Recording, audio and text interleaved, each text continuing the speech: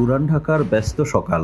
ঘড়ির কাঁটা তখন সকাল 10:30। ন্যাশনাল মেডিকেল ইনস্টিটিউট হাসপাতালের সামনে হঠাৎই ছুটোছুটি, মানুষের চিৎকার, গুলির শব্দ, আর মাটিতে লুটিয়ে পড়ে আছেন একজন মানুষ। এই মানুষটির নাম তারিক সাইফ মামুন, একসময় চিত্রনায়ক সোহেল চৌধুরী হত্যা মামলার আসামি। দীর্ঘ 20 বছরের কারাভোগ শেষে গত বছরই ফিরে এসেছিলেন প্রকাশ্যে, কিন্তু প্রকাশ্যে আসায় যেন তার জন্য মৃত্যুদূত হয়ে এলো সোমবার সকালে। প্রত্যক্ষদর্শীরা জানান, ঘটনাটি সিনেমার মতোই দ্রুত ঘটে গিয়েছিল। দুই যুবক মুখে মাস্ক, মাথায় ক্যাপ পরিহিত অবস্থায় মামুনকে খুব কাছ থেকে গুলি করে পালিয়ে যায় কবি নজরুল কলেজের দিকে। একজন নিরাপত্তারক্ষী বলেন, হত্যার শিকার ওই ব্যক্তি বেলা 10:51 দিকে হাসপাতালের ফটক দিয়ে বের হন। প্রধান ফটক পার হয়ে একটু সামনে এগোনোর পর রাস্তা থেকে তার দিকে গুলি করে হামলাকারী দুইজন। এরপর তিনি দৌড়ে আবার হাসপাতালের ফটকের ভেতরে ঢুকে যান। তখন মাস্ক পরিহিত দুই হামলাকারী সিনেমার কায়দায় হাতে থাকা পিস্তল দিয়ে গুলি করতে করতে হাসপাতালের প্রধান ফটক থেকে একটু ভিতরে ঢুকে পড়ে। পরে তারা কবি নজরুল কলেজের দিকে দৌড়ে পালিয়ে যায়। মামুন নামটি অপরিচিত নয় আইনশৃঙ্খলা বাহিনীর কাছে।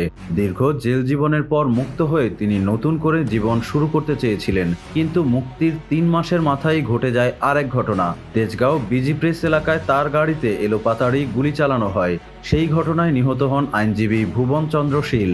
তখন মামুন পুলিশকে বলেছিল তাকে হত্যা করতে চেয়েছিল কুখ্যাত সন্ত্রাসী সাজ্জাদুল ইসলাম ইমন। সে সময়েও বেঁচে গিয়েছিলেন, কিন্তু আজ ভাগ্য ফিরল না। সোমবারের সিসিটিভির ভিডিও ফুটেজে দেখা যায় মামুন দৌড়ে হাসপাতালের ভেতরে ঢুকছেন, আর পেছন পেছন দুই বন্দুকধারী। তারপর তাকে গুলি করা হয় পেছন থেকে। একটি মানুষের জীবন শেষ হয়ে গেল রাজধানীর ব্যস্ততম সড়কের মাঝখানে। প্রশ্ন উঠছে, কে হত্যা করলো মামুনকে? এটা কি পুরনো শত্রুতার প্রতিশোধ, নাকি আন্ডারওয়ার্ল্ডের অদৃশ্য কোনো শক্তির নীরব বার্তা? তার পরিবার বলছে মামুন কোনো রাজনীতিতে যুক্ত ছিলেন না, ছিলেন সাধারণ মানুষ। কিন্তু পুলিশ বলছে তার অতীত ছিল অপরাধ জগতের ছায়ায় ঢাকা। ঢাকার আন্ডারওয়ার্ল্ডের গোপন জগতে ছিল তার বিচরণ। পুরান ঢাকার এই হত্যাকাণ্ড এখন রাজধানী জুড়ে নতুন রহস্য। সিসিটিভির ফুটেজ, প্রত্যক্ষদর্শীদের সাক্ষ্য বলছে এটা পরিকল্পিত, ঠান্ডা মাথায় খুন। তবে এই মামুন কে ছিলেন? কেন তাকে হত্যা করা হলো? তার উত্তর হয়তো লুকিয়ে আছে ঢাকার অপরাধ জগতের অন্ধকার কোণে।